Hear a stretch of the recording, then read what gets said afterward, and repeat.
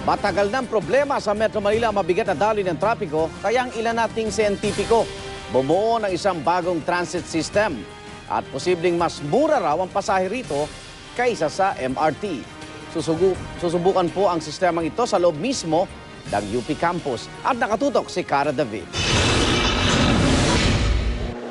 Sa isang bahagi ng UP Diliman Campus, may dalawang bagon ng tren na nakaparada. Ito ang AGT o Automated Guideway Transit System na isang taon nang ginagawa ng mga siyentipiko ng DOST. Singlaki lamang ng bus, kayang magsakay ng hanggang 30 tao ng kada isang bagon ng AGT.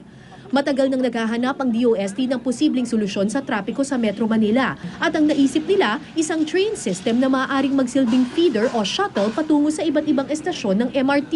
Yung objective naman talaga ng any mass transport system ay mapagaan ang traffic natin. So ito yung nakitang solution ng DOST sa traffic problem natin. Para maisakatuparan ng proyekto, kailangan nila ng malaki-laking lugar para isagawa ang technical feasibility studies. Pumayag ang UP na ipahiram ang bahagi ng kanilang campus, kaya nagtayo ng 500-meter rail dito.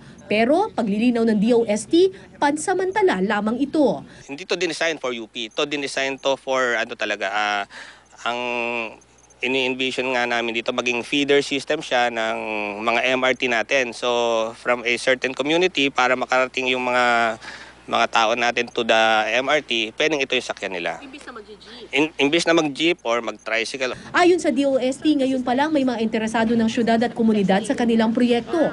Kung magtagumpay ang test run ng AGT, maaari raw na magpagawa ng train system sa palibot ng UP campus sa Cebu at maging sa Makati.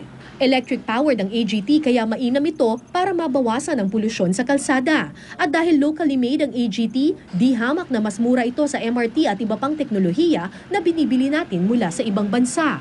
Kung magtatagumpay ang Automated Guideway Transit na ito, AGT ng DOST at ng UP, itong magiging kauna-unahang mass transport system na gawa ng Pilipino, dinisenyo ng mga Pilipino at ang mga materyales nito locally sourced. Lahat galing dito sa Pilipinas. Halimbawa, itong gulong na ito, gulong yan ng isang truck. So di hamak na mas mura talaga kasi lahat ng mga materyales ay gawa ng mga Pilipino. Patunay na pagdating sa agham at teknolohiya, malaki ang potensyal nating mga Pilipino.